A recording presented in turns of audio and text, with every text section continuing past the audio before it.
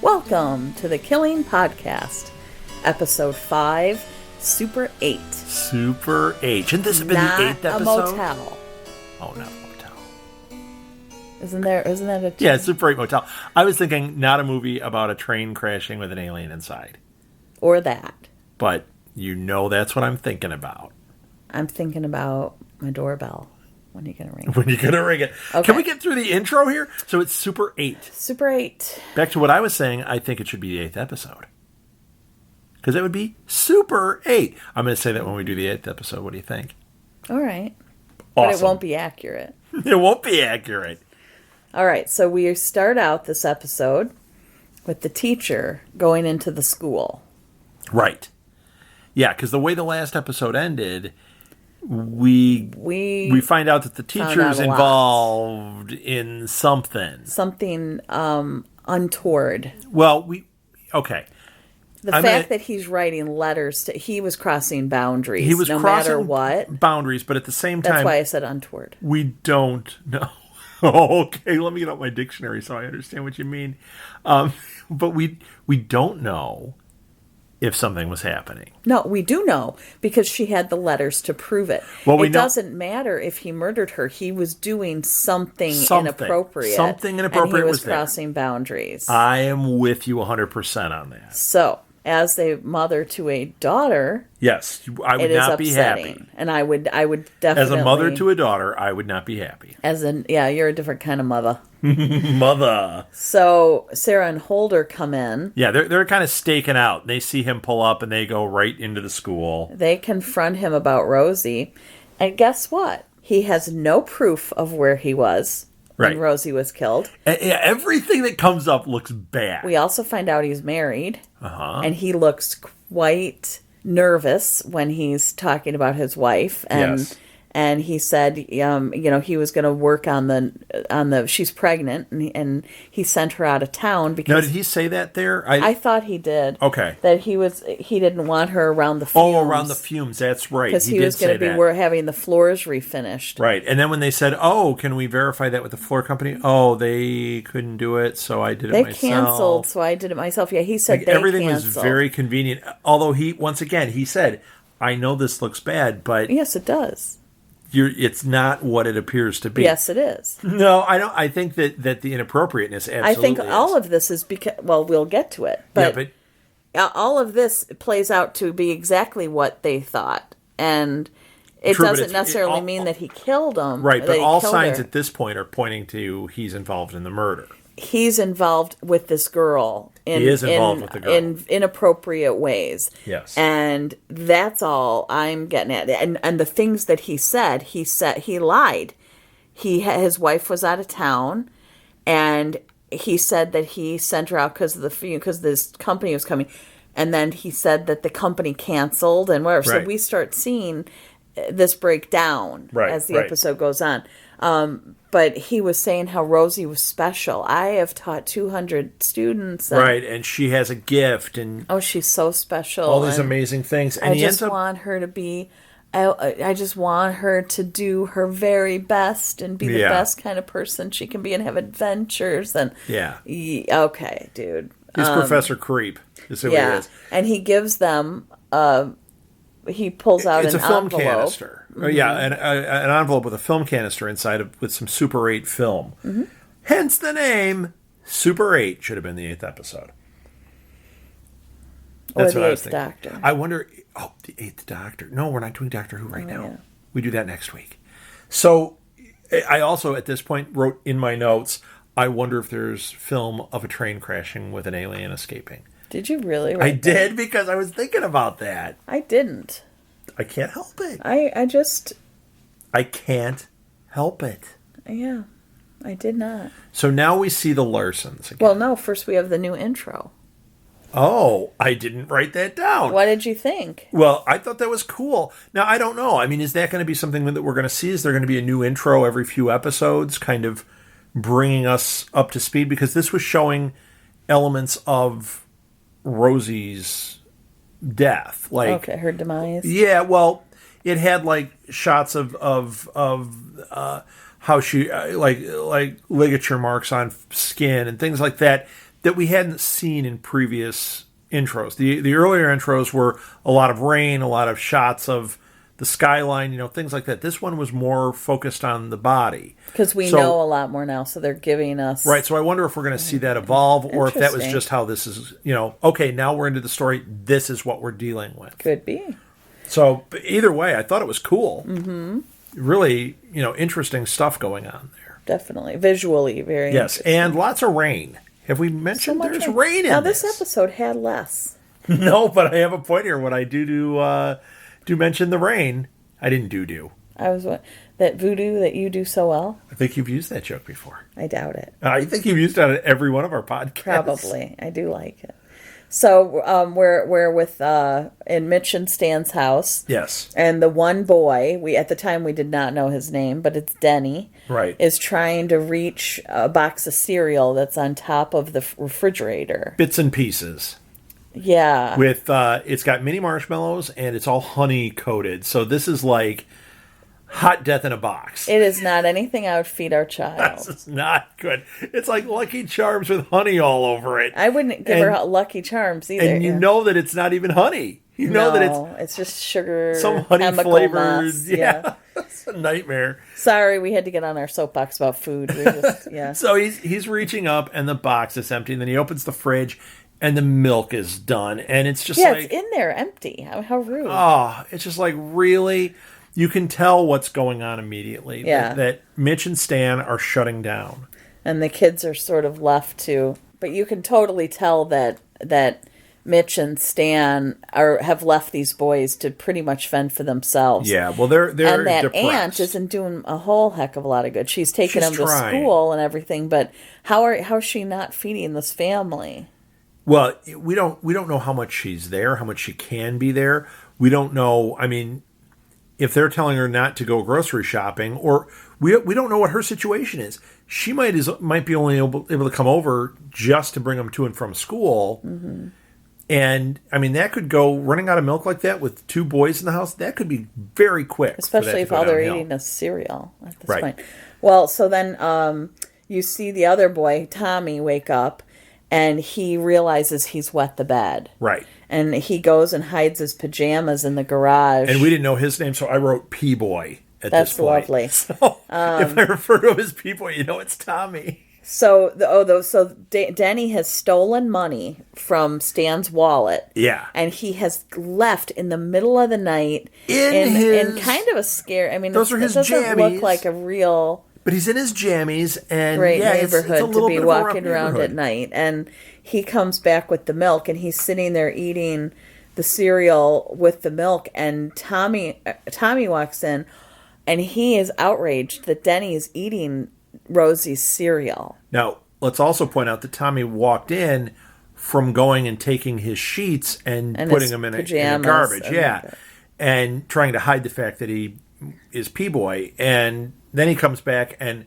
here's his brother sitting there eating Rosie's cereal, and he's just completely offended by that. Yeah, and he says, I'm going to tell. So once again, this whole situation is so hard to watch. Yeah. And those are the kind of things, that part right there where, I mean, do you really think about that when you're watching any of these shows and, a character dies and they might show the family depressed, but do you see the stuff like this where it's these little things? Like, you'll see somebody pick up a hairbrush and be like, oh, but the cereal, that's, the food thing would be a really hard thing. Yeah, and it's, the show really illustrates. Right. And painfully. I mean, it's tough to watch. Really hard. And the fact that, P-Boys pee in the bed, that's going to happen. Mm-hmm. They're going to fall into depression where they think they're still taking care of their family, and their family is going, you're not taking care of us, you don't care about us. Well, and that's what, so Tommy says, I'm going to tell Mom and Dad that you're eating Rosie's cereal, and and Denny says, well, go ahead, they don't care about us. Yeah, ugh.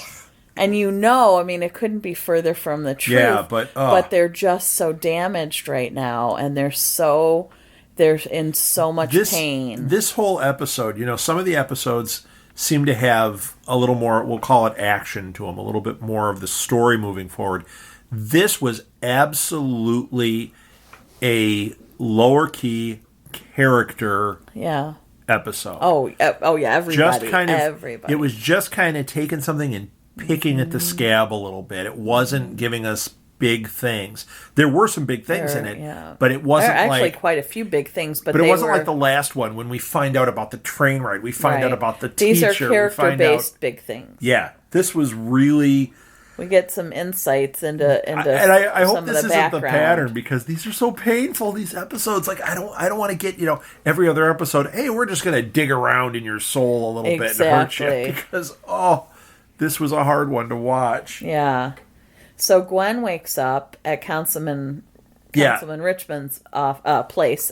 She's at his place. She's in the bed there. I thought it was interesting when she goes, whose apartment are we at? Do they look that similar? And they're so sterile, because clearly they're not home much. Yeah. But, well, I thought it looked like a hotel room. Yeah, but she's like, whose place are we at? And I thought, wow, I would recognize my own bedroom. But yeah, but her phone's ringing and she's getting an update while she's laying there that the billboards are working, she says.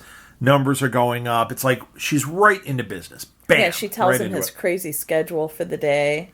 Now, at this point, we're still suspecting her. Yeah, and even in this scene, you're thinking, I don't know if you were. I thinking, totally was. Yeah, but I was thinking, she's saying the numbers are going up. She's getting this about the billboards. But do we know that's what she's getting? So they've done a nice job of making us suspicious. Mm-hmm. Because something's up in his camp. And at this point, we don't know. And and a lot of the signs were pointing to her. Oh, they sure were. But that once again goes back to what I was saying about Bennett. Mm-hmm. The signs are pointing to Bennett, but we don't Well, he's guilty of something. He's guilty Gwen of doesn't something. appear to be guilty of something. You know what I mean? Well, no. She does at this point. Yeah, but I'm just saying. But then as time goes on, it changes. But with Bennett, he's going to be exposed in a minute for his lies. Right. And he has a pattern of impropriety with his students, whether it's right, what it is. Yeah, and that's okay, we'll get to that. So Richmond now meets Jamie. No, hang on. So Rosie's So Gwen tells Darren... No, I just jumped ahead, didn't I? Yeah. Okay. This is very important. Gwen tells Darren, Richmond... This is a pretty serious episode. Like, we usually joke around a lot, but there's a lot This one is serious and it's painful. And a lot of little details going on here. Yeah, so she tells Darren Rosie's family is not returning her calls. And she... Oh, right. Oh, this is important. I just said that. So she wants him... I wasn't paying attention. Thanks. Go ahead. Awesome. As you were. She wants him to talk to them. And he's... this little thing here reeked of that scene with Jamie, when Jamie was like, oh, hey, we can use this to our advantage. This is exactly... Darren's like, no. These people just lost their kid. I'm not going to have them come in. I'm not going to use this in any way. But Gwen is all for that, which just reeked of that scene with Jamie, where, I didn't think that of Gwen before, but now you're kind of like, oh, she's a little cold also. What's going on here? And the other thing is, we don't know about Darren. Right. We're at this point kind of on his side, but as this series goes on, we don't know if we're still going to be on his side, because he very well could be the killer. Yeah, exactly. He could be involved in this. Signs are not pointing to it being him, but you just don't know. So he goes and meets with Jamie, and Jamie tells him he has a date with the mayor. This is where he meets him down at the dock. Yeah, and Jamie's trying to get him to see the mole as Gwen. As Gwen? As Gwen. He's trying to get him to see it as Gwen. As Gwen. So we know it's not. Right. We now know it's not. We now know it's not, but at that point, we didn't know. But I'll tell you what, I did think that Jamie was kind of doing the full court press on it, and I felt that Darren was just not going to hear it, which is weird because he is suspecting her. Yeah, but he's not sharing that with Jamie. Not really, and I don't think he's suspecting her the way that we would expect him to. I think he's kind of like, I don't in my gut think so, but we have to cover all our bases. Right. but I don't think he really ever thought that she was. Right. So Sarah and Holder are watching the video. Right. They're watching. Well, not video. It was Super 8 film. They're watching the Super 8. To me, that's a video. Well, I thought this was cool because I love like Super 8 film and all that stuff. So to me, I get all geeky, especially about the equipment. I liked how they were taking the film reel and they were going back with it and forward and freezing it. And he had some kind of printer thing there because she'd say, "Stop that! Shoot! Give me a copy of that." That was cool. Yeah, I thought that was really cool. I would love to get something that did that. Oh. Just FYI. Okay. So they're watching this video, and Holder is just really not seeing the value in it. He is not having anything to do with it. It's a bunch of crap. He's like, anybody could have been filming it, and it you know, there's any number of things. Well, it looks like a high school kid's art film. It doesn't have it doesn't have anything really going on. It's a shot of her bike riding, and then it's trees, and then it's some water. The monarch butterfly. The monarch butterflies, which reminded me of Under the Dome. And then there was The Monarch Shall Be Crowned. It reminded me of that American Beauty. Yes. When he's filming the bag floating around. Yeah, it's that whole emo thing. It reminds me I'm surprised you didn't get into that, because you were Emo Martha at one point. I wouldn't have had access to a film camera. But if you had, would you have filmed stuff like that? I would have. This is my world. I might start now. Yeah. Although I'm not emo anymore, but I might. No. I might start. I'll have to listen to The Cure, and try to get back into that mode. Right. But how old is that reference? The Cure. What band was that? They're still popular. They're still popular with you with and your the young folk. You and your 45-year-old friends. We love The Cure. Okay, I'm ignoring you. So Holder is not. I like The Cure. You ever hear that Staring at the Sea album? That was a good one. Yeah. So Holder leaves. He's not feeling the video. Yeah, he's not feeling it. And Sarah's studying it. You can just see she gets that face. Yes, she gets that face, and you can tell she's seeing things that we don't see. Yes. Yeah. Yes. Oh, I love that. I do too. So as soon as she started that, I'm like, find something she's good. Gonna find something. And I thought there maybe was a guy. I'm like, okay, wait. She did stopped see that. the mirror for the bike. Yeah. That was one of the things that she had him freeze on. But then when they showed it at the end and they had the blow up, you couldn't see what that was. But what is she seeing? Right.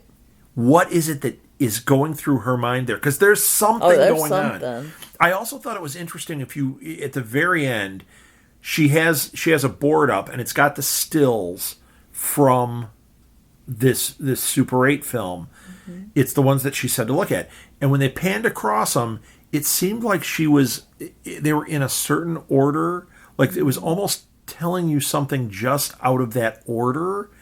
And I wanted to look at it more and see, or just hear her thoughts on it. I have a feeling we're going to be seeing a lot more of that board. Yeah, I hope so, because that was really interesting. Yeah, I don't think that's coming down anytime soon. Okay, we got to keep moving on. So Mitch is going to go to the grocery store. Okay, so Denny complains that you were having peanut butter and jelly again, right? And I shouldn't be eating this much jelly, right? And Mitch realizes that she's being neglectful, and she says, "I'm going to go to the store." Yeah, because the sister or whoever finally says, "Oh, like, I'll go to the grocery store." Oh yeah, thank you very much. Oh, you're so mean. So it's all falling on this Terry. I'm not happy with her today. So Mitch says, "No, I'm going to go to the grocery store." Right. And so off she goes. Well, I thought this was I'm going to say the word interesting again. It's about the 800th time I've said it here. But I did think it was interesting. When Mitch was saying she didn't want, or that she would go to the store, and Terry seemed kind of shocked, my first thought was, wow, you're pulling yourself together to go out there. Mm-hmm. But after seeing what happens when she goes out, I think it was more than that. Mm-hmm. I think it was that pain that she knew she'd experience encountering other people. Yeah, seeing other people and knowing that they were going to be triggers, avoiding like, think of her, all the triggers. It was all that stuff that, once again, other material I don't think we've seen that shows us this part of the process. But my immediate thought was more superficial. But then as that went on, I was like, oh my gosh, she's going to see a row of that cereal.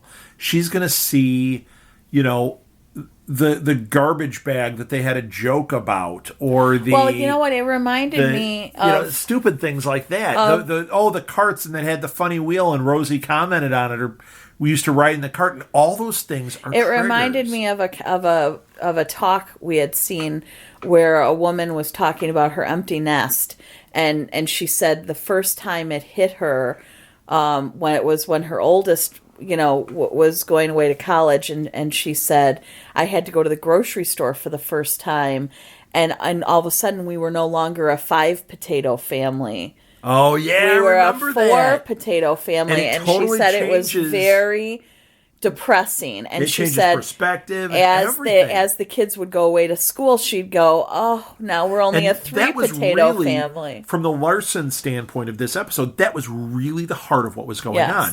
It was that transition that we were seeing. Exactly. Even the stuff when Mitch sees Denny in the bathtub and has the little freak out, it's the same. We'll get there. Mm-hmm. We'll get there. People have seen the episode. I'm not spoiling anything. But all that stuff was adding up to those subtle things that you don't realize are there, and they're all part of that transition process. And they were painful. Oh, tonight. Awful. So Stan is losing business because of Rosie's accident. People don't want to. His what is Bento or whatever? Belko. Isn't there a Sergeant Belko? Sergeant Bilko. Oh, Bilko. I was close. Yeah, you were close enough. With my accent, it's the same thing. Right. I actually shouldn't have an. I don't know. I shouldn't have an accent. I don't know. I have just some freakish speech pattern. Yeah. But Belko said it's because they don't know how to respond to you. They don't know what to say to you. So it's just easier for them to stay away. And you know what? It got me thinking. That is so true, because I don't do that. I don't do it either, but I know that's a real thing. I know that, even like when I was working and there'd be somebody that, their mom died, that person would get avoided. It's kind of like that guy we know who used to go to the barber, and when the barber's wife got sick, he said to us, I can't go there anymore because his wife is sick. I'm like, how about going there and saying, I'm really sorry about your wife. How's she doing? He couldn't handle it. He couldn't handle it. It wasn't that he was a jerk about it. He couldn't handle it. And I think that's common. It's when my uncle died and I came back to work, I remember, I thought somebody would say something, and I knew they knew. I thought somebody would walk up and say, hey, I'm sorry to hear about your uncle or whatever, because that's exactly what I would do. But instead, I felt like I was ostracized for a couple of days until finally somebody just chit-chatted with me. Mm-hmm. And it was the weirdest thing. But I know that people don't know what to say. Well, or they don't want that sadness. They don't want to take on your emotional pain. It's the same reason that people, when you say something like that to them, when you say, oh, well, we went out to tell my uncle died, their first reaction, they don't know what to say, so they usually, oh, my uncle died. And they start talking about, them. I cut my finger off. Oh, I cut my finger off, and blah, blah, blah. Or they'll say, oh, I'm so sorry. I had this thing this weekend. They'll just kind of apologize and then move on. I think that this was illustrating that very well. Yeah. And it's going to affect his business. And let's face it, right now, he doesn't need that to affect his business. And he even says, we could remind him that I have 2 other kids I got to feed. Well, and I'm wondering, the creator of this show, there is no way you would be able to write this unless you've experienced it. Well, either experienced it or, we've experienced. Yeah, but I couldn't do this. I would never have thought that people would lose business. Right. Or that, no, we've never experienced a loss this profound. So there's probably a story there. There's got to be something, the writer, somebody, although it's got to be the creator, but somebody has experienced a loss this dramatic. Yeah, this is definitely somebody that's experienced because there's no way you would know these things. I would never. I have lost many, many family members. Right, you lost the Paul McCartney tickets too. Oh, I did. Let's all remember that. I'm still feeling that pain, and nobody will talk to me about it.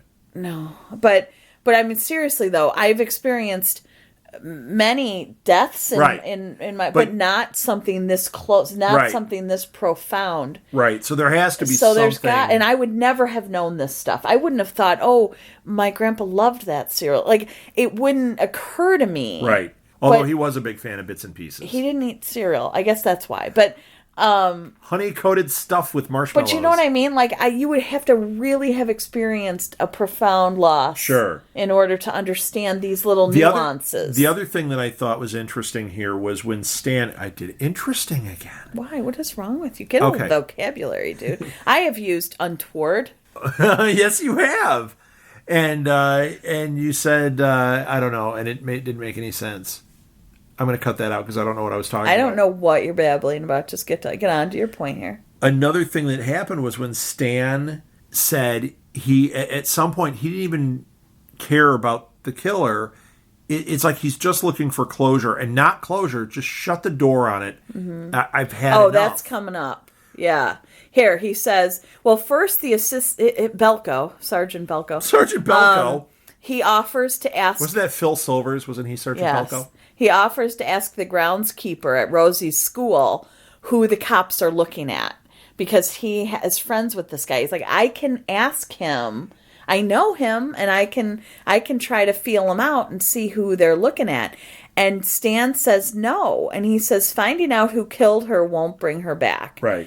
And and you look at that, and at first I thought, oh, well, yeah, that's true. Yeah, I guess that wouldn't make much. And then I thought, no, I'd be sitting there going, I want to know who it is so he doesn't do it to anybody else. But at this stage... Yeah, but I get it. But I'm just it. saying, like, at first I was agreeing with him and thinking, oh, yeah, that makes sense. And then I thought, no, I'd want to be sure as heck that this guy was off this, or woman it's not going was to off happen the to anyone street. else. It's not going to happen to my other kids. It's not going to happen to another girl. It's not going to whatever. So, but at this stage, he's having those thoughts. The other thing that happens then is Sergeant Belko, after Stan leaves, he finds, and I wrote it here, the pajamas. Oh, thank you very much. But he finds them in the garbage finds the there. wet jammies and the sheets in the garbage. Yes. And then it ends scene. I mean, it's like nothing. And scene. Then we go to Sarah and the aggressive kisser. I have Yep. no idea what his name is, so I'm just going to call him that. He's telling her about the upcoming barbecue. And he's being passive aggressive with her, which is what's been happening. He's getting more strong with it. And I get it. I get that he feels left out and that he feels ignored. Well, and there's also who are you marrying? Are you going to marry me, or are you staying here and doing this job? He's also indicating that something bad has happened in the past. Oh, with yeah. this. And he is seeing those signs, and that's why he's like, I can't prevent this. That's why he's reacting the way he is. Are you going to put her drawings up on the wall? Right. And she says, I'm not the same person now. Right. So that goes back to that 6-year-old drawing that we saw, Yeah. which you thought was Jake's. Jack.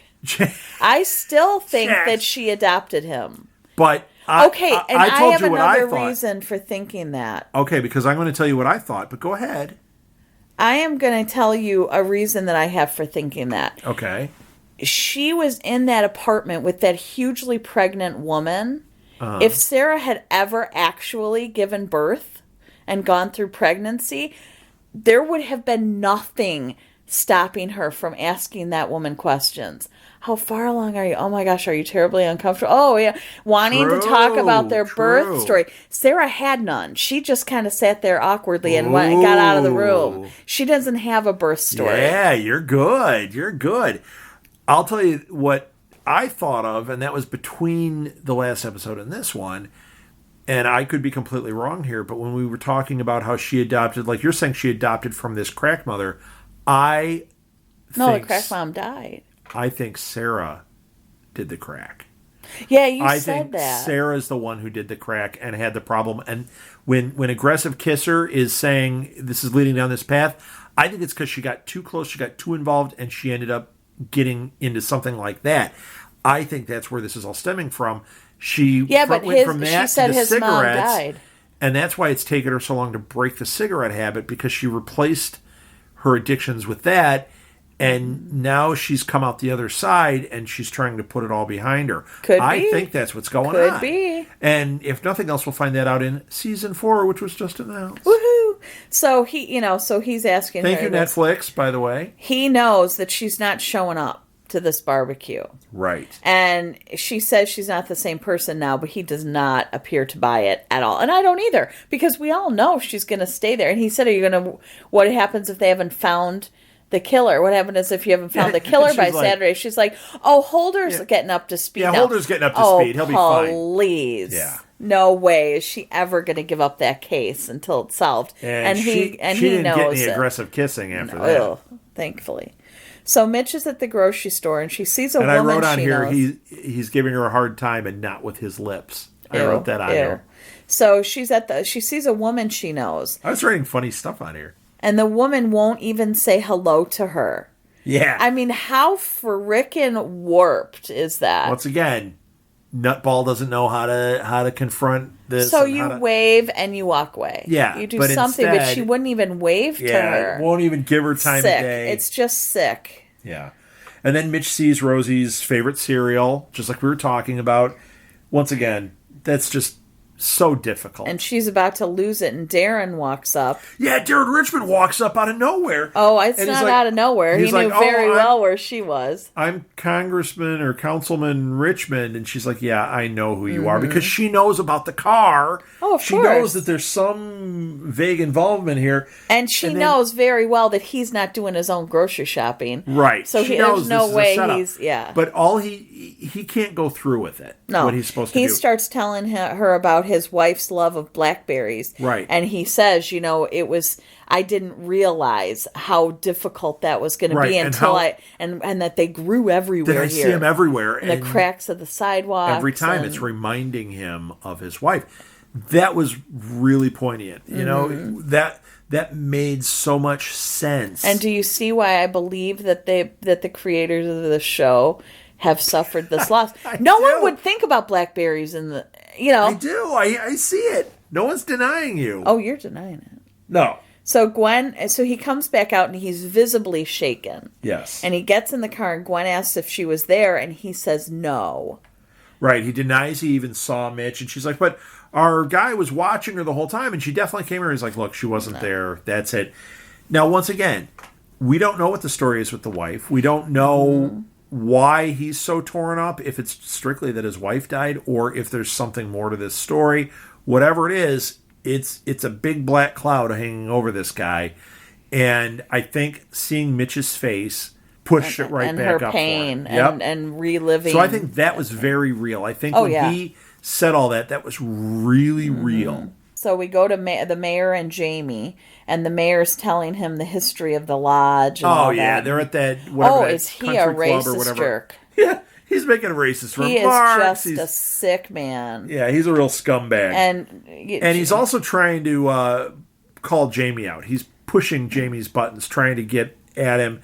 I actually think that he thinks that Jamie is a double agent or something. Well, because Jamie's trying to get out of him who he has working on the inside. He's like, Right. who do you got there, Mayor? And the mayor says, if I did have someone on the inside, I wouldn't tell you. Right. So Jamie gets a clear he's got some picture suspicions that of Jamie that this here. mayor's not trusting him. Right, and this guy's got every angle covered. He's slimy, and we'll get to it. So Sarah's ordering her plane ticket. And here's why I wrote, it's raining. This was the she's first sitting time. in the car. No, it wasn't. When we saw Bennett go into the school, they were sitting in the car and it was raining. Now Just it's a raining. bad drizzle. Now it's really Now raining. it's raining. But this is the And first she big rain. sees, well, she's getting the plane tickets, but she sees Holder get out of a car, and somebody hands him an envelope. Yes. And, of course, it's going to be money. He kind of looks in it and does that thing where you flip the money and you know that's what it is. Very suspicious. Now, I don't know if this is something related to his vice days, if he's dealing something, or... Could be any number of things. But he claims... But we still have that thing that he said in the other episode where he said she doesn't know anything about it. And you're like, I started thinking of that, like, is this some kind of setup? Right. So this was something that really needs to be picked apart, Well, he is claims- what's going on here. He claims he won it in blackjack. Yeah, and it's obvious he's lying. Yeah, he's totally lying. And he says the teacher canceled with the flooring company. Right. So now we know, Things are no starting to matter unravel. what, this guy, if he didn't murder her, he is doing something shady. Yeah, he's not telling the truth, that's for sure. And he is definitely And at this point, he would be guilty so of much better something. served just flipping his cards. If he didn't do anything, well, he did something. he did something. Yeah, he definitely did something. And so Jamie's trying to tell the mayor, he's telling the mayor about why he left. Right, and the guy that's in there with him and the mayor says, like, hey, you're not looking so good. And Jamie excuses himself and pukes Yeah, his you know guts what? out. Usually when someone pukes in a TV show or a movie, they just spit. No, this came out his nose. I didn't notice It was that. really, really horrifying. When I was in I thought, fifth how grade- did they get that actor When I was in fifth to grade, spew that out his my nose? friend was in class and they were eating lunch because we ate at our desks. And my friend said that the girl that lived down the street from me stood up all of a sudden, clamped her hand over her mouth, and cup of noodles came shooting out of her nostrils. That's so disgusting. So you say she's puking out of her nose. I'm thinking about cup of noodles out. Well, of that his girl's wasn't nose. his wasn't fun and curly like cup of noodles. That would be something to see. Yeah, It? that would be like silly string coming out of your Oh, mouth. that'd be great. Yeah, so he doesn't have that, but they seriously, I've never seen anyone barf on screen and have it pour out their nose. Yeah. That is some acting. So Jamie, gross. Jamie, kudos to you. No. The finest puke performance. And so the mayor comes in with him because, of course, who doesn't go into the bathroom and continue your meeting? Why not? So Continues he's the meeting, and then when they show outside, Jamie's on the ground, like thrown up in the toilet, and you see the mayor is sitting doing business, so you know it's not just like he totally like just did it. And then the worst is he gets up, he doesn't like- wash his hands, And he puts his hand out and he says, "Welcome aboard." Oh, this guy is a dirty and birdie. so now luckily Jamie's got vomit and now now Well, he's going to wash his hands Fortunately, anyway. all he can smell is the vomit in his nose rather than what Right. the mayor dropped there. Oh, It's so it was gross. just a nasty scene. The whole there. scene was yeah, gross. It was just gross. So But we're an back important thing happens here too. with- Okay. The mayor says something about how it was Eutanus's deal. So all of a sudden, like when it happened in this scene, I didn't catch the importance of that. But as this goes on, that little bit of information led to a lot That's a unraveling. shitstorm. I mean, a crap storm. That's a crap storm.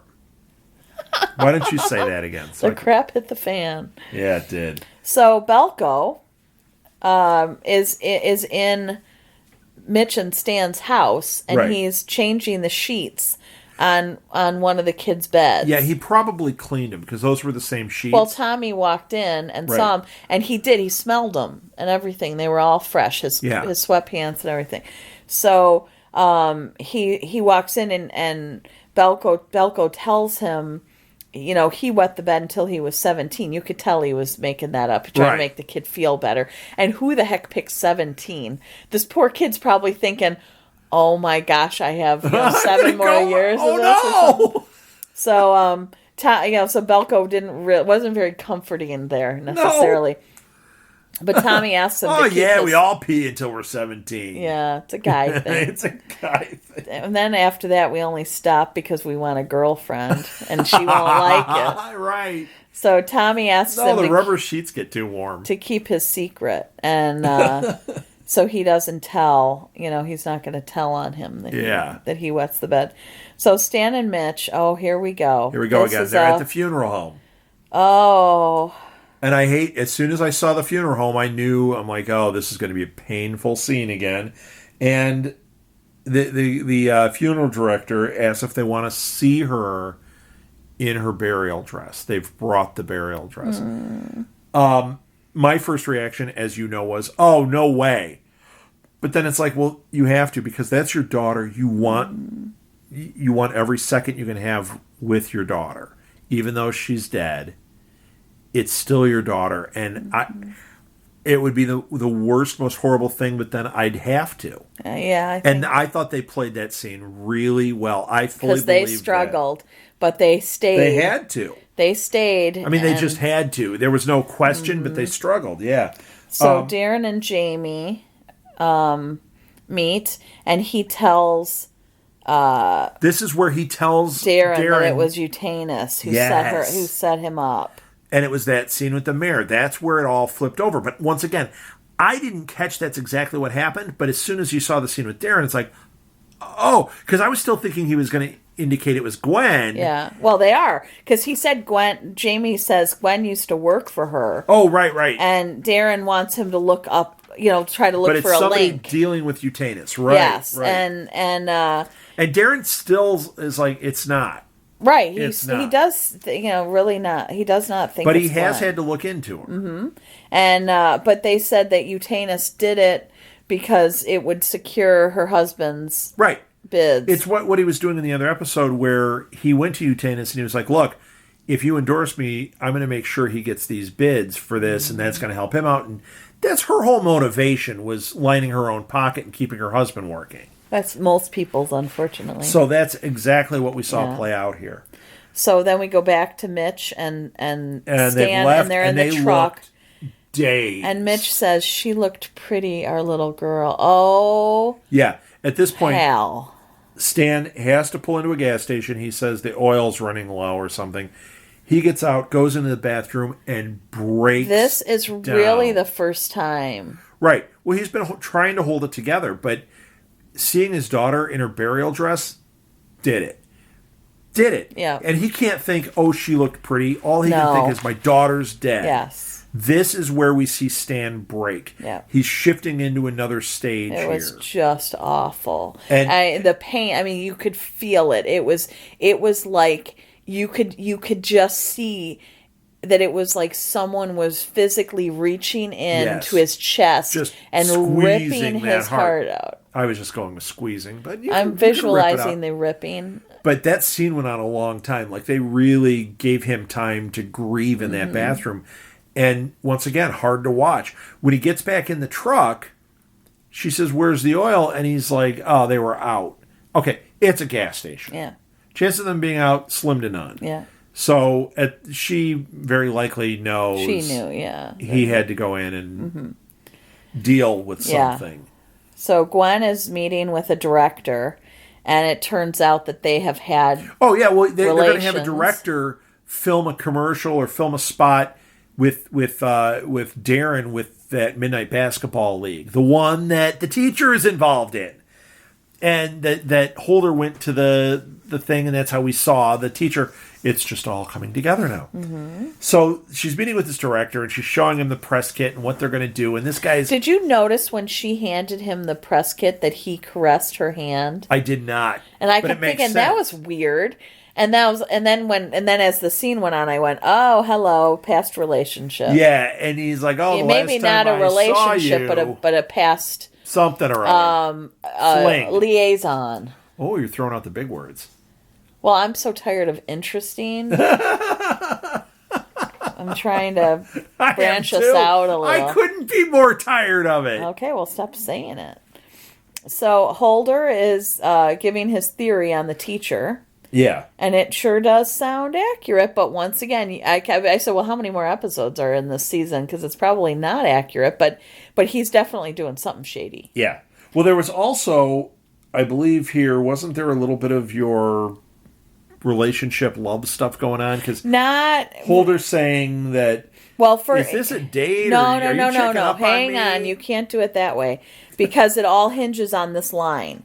He says, "If I was a gambling man, okay, I would do this." And she looks at him and she says, "Well, based on your score back there, I'd say you were." He just told her he got an envelope full of money from blackjack. And now he's saying, "If I were a gambling man." She says, "Well, you apparently you are." And he kind of starts going, "Oh, really? What are we dating now? Is this our first date? And you're going to start with this 20 questions and you're going to start asking me questions?" Now, do you think this was their first date or has it happened already?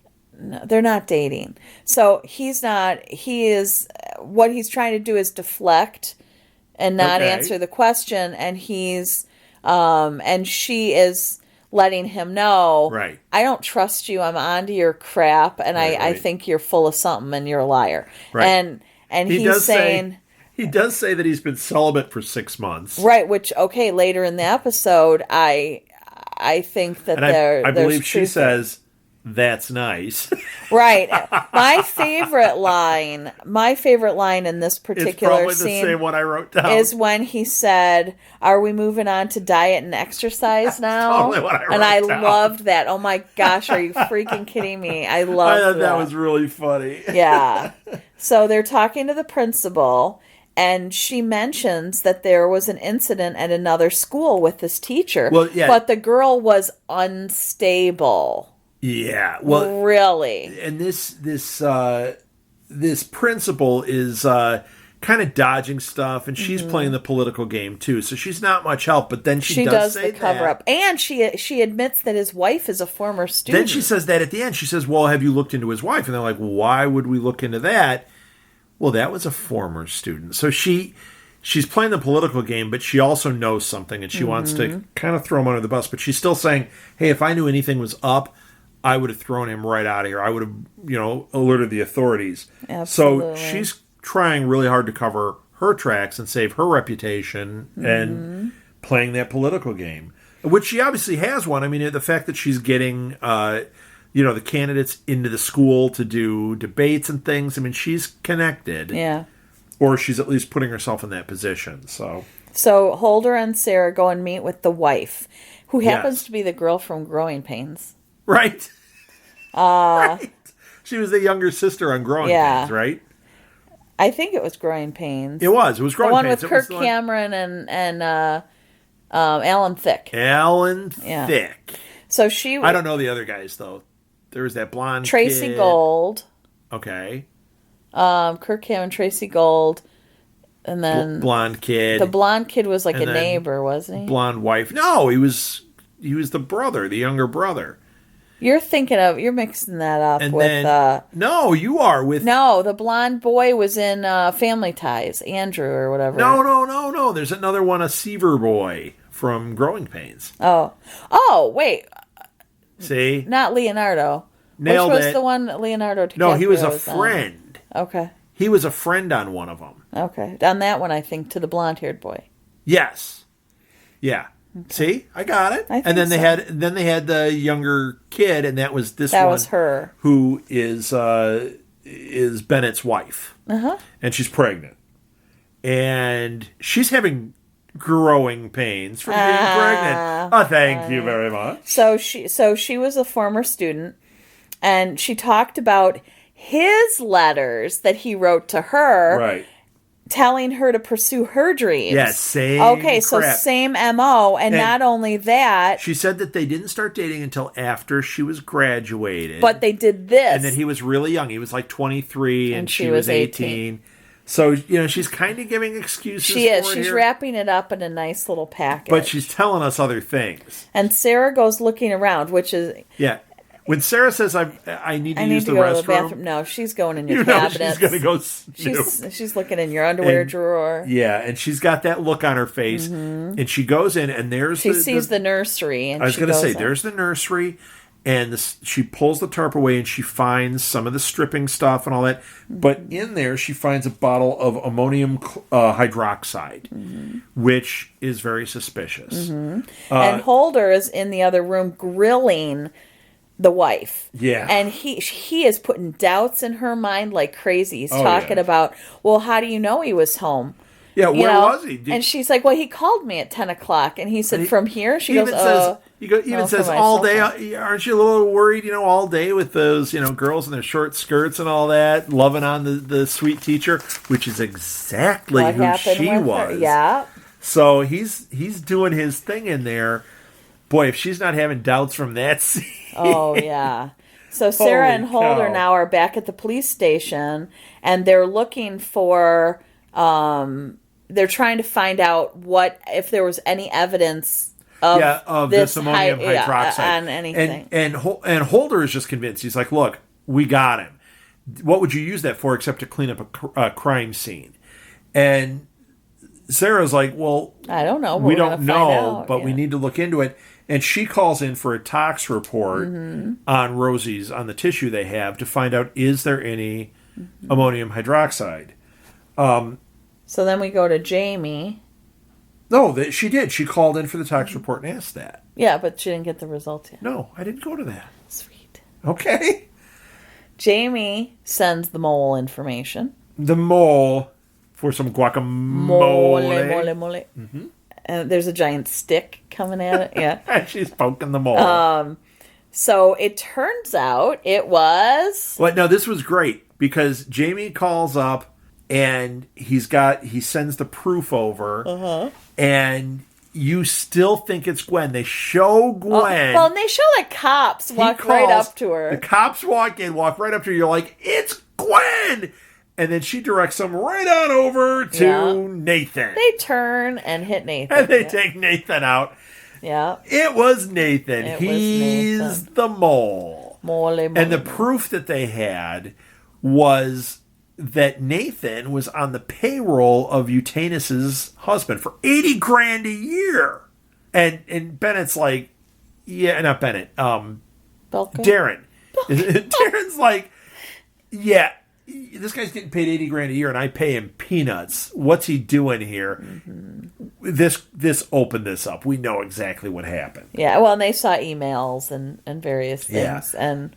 And so Gwen and Darren then confront Eutanus. Yes. And Darren just lays into her and he also plays all his cards because I'm going to pull my endorsement. It's like, you're not pulling your endorsement. Exactly. Because your husband's never going to get a job Well, again. And it's a felony. You're going for 3 to 10 years or something like that. Did you say 3 to 5? Or 3 to 5 for what you've done. Yeah, because it's a felony. And so she shuts up. Well, then she gives one on last dig into Gwen. On the way out the door. Oh, Gwen, by the way, did you know that they looked into your emails too? He doesn't trust you. I would say Gwen was unhappy at this point. Mm-hmm. Kind of had a not so happy This face. Hurt. Yeah, that hurt. Yeah. She was, but you know what? She is... You have to in politics. She's a fool. You have to be... Oh, yeah. If she's offended by that. Even though she's tied up emotionally with him and all that. It was her and Jamie working in that room. Mm-hmm. And she had to know that any investigator, whether he wants them to or not, any investigator is going to look at the email records of every single person.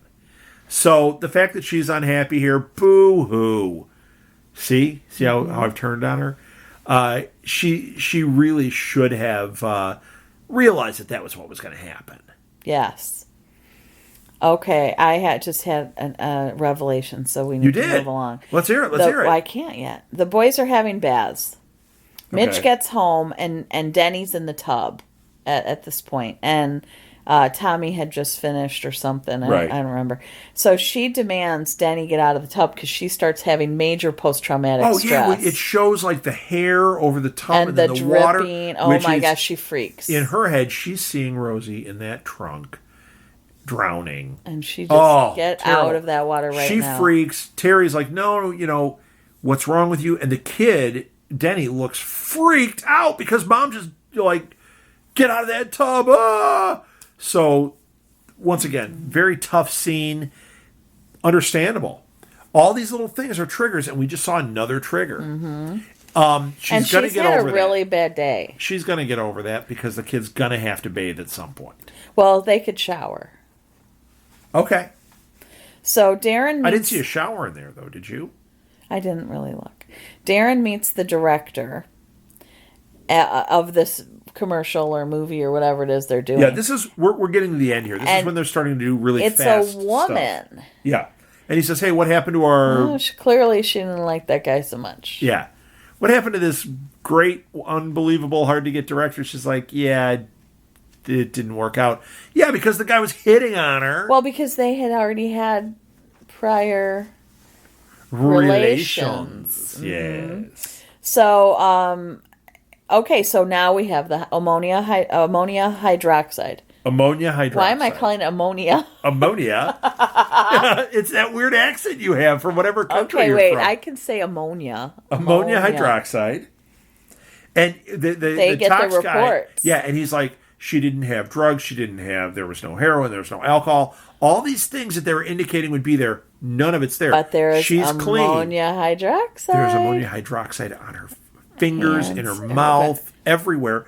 On her hootie hoo, because he says it would erase all evidence of a sexual assault. Yes. And then they say this is somebody who knows what he's doing. So is this a serial killer? Yes, I know. This probably happened before. So now things look really bad for Bennett. Mm-hmm. Really bad, because you know what? He has done some of these things. So guess what before. My theory is now? What is your theory? His wife found out and she killed her, and he's trying to cover because she's pregnant. That's really good. I don't think that's it. I know, but it was good. That's a really good one, though. Because he wants to protect her so she doesn't go to prison. I'll tell you why I don't think that. Because she's not a serial killer. No, it's not that. Because there was nothing, unless it was the actress couldn't do it, there was nothing that indicated that she had any type of knowledge of anything. She didn't start to act suspicious of anything until Holder was really hammering her with those weird ideas. Mm-hmm. If she had been involved, there would have been not even a slip up. There would have been something that we could have grabbed onto that would have given us an indication. I didn't see anything. We'll see. I think that's a really good one, though. I like that theory. So way to go, Martha. Thanks, sweetie. So Stan gets to the garage and he tells I wrote Bento because I couldn't remember his name, like the bento box. I wrote Bento too. Okay, what Belko? I probably wrote Bento because you said Bento. Yeah, because it reminds me of the bento box, and which makes me think of food, which makes me happy. What is a bento box? It's the Japanese. They're all the rage now. But they're the compartmentalized boxes for your lunch. That's a bento box. Mm-hmm. I was thinking of the Dybbuk's box, which is that haunted Jewish box that we saw that movie about. No, this is just food. Okay. Or Mr. Bento. So he tells Belko that he wants to know who the cops are looking at. So now he's gotten his meltdown.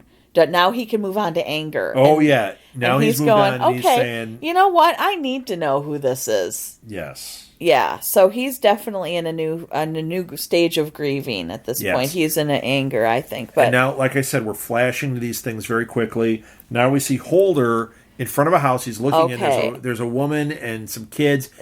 I am telling you. He puts the envelope that had the money. This is why he's been mailbox. Celibate for 6 months. I think that this is his ex. Yes. Or that she kicked him out and they're separated. Yes. And I think it's related to the job. I think it's related to the drugs. I don't know if it's drugs. And the job. I think it's just like Sarah. That guy said he was a junkie. Did he? Remember in the one episode, the guy called him out, and he goes, "You and I are the same." Oh, maybe. I think. But once again, it could be because of the job. Maybe he got too close. He got too deep in. Exactly. And the reason he switched over to homicide was to get away her from back that. and to be able to clean up and show that he's not that doing all makes it. So much sense. That is his wife, and those are his children, and he has this money, and he put it in the mailbox for them. Yes.